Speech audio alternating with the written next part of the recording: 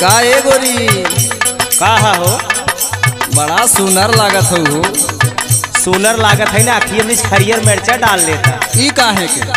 जब कतौ जाए लगत तू जरूर आए तो मैं टोक खड़ा हो जा। तुमको की न्याय देता है, पहले सुना बतावत है हम। सुनावा सुनावा सुना। अरे ऐसन सुघराई गोरी गैलू कहाँ पाई हो, ऐसन सुघराई गोरी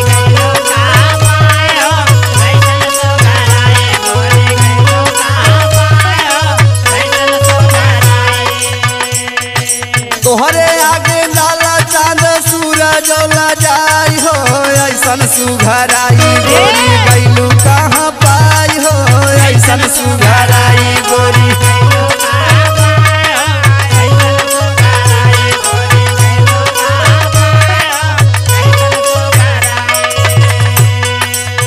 खाते पीते घरे कहीं तोरिक ना, पीते खाते घरे के ना आई है।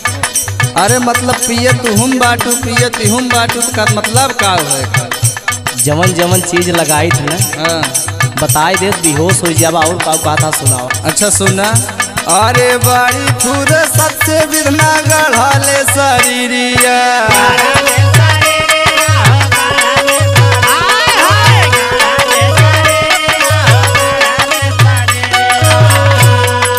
देखला पे हटे नहीं तो हंसे नजरिया है।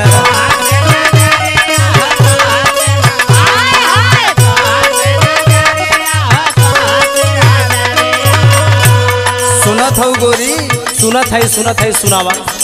बड़ी फुर्सत से विधना गढ़ाले शरीरिया, देखला पे हटे नहीं तो हंसे नजरिया। काढ़ेलू करे जा बदेलू मुस्काई हो, ऐसन सुघराई गोरी गैलू कहाँ पाई हो, ऐसन सुघराई गोरी गैलू कहाँ पाई हो, ऐसन सुघराई गोरी गैलू कहाँ पाई हो, ऐसन सुघराई।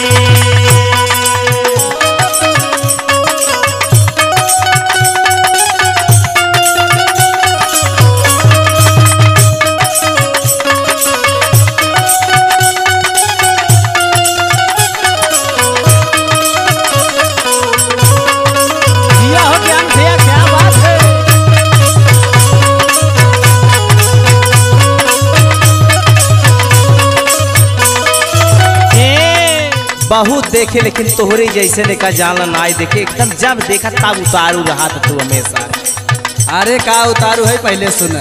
सुनावा का कहा था सुनावा। केस लहराई बाहे पूर्व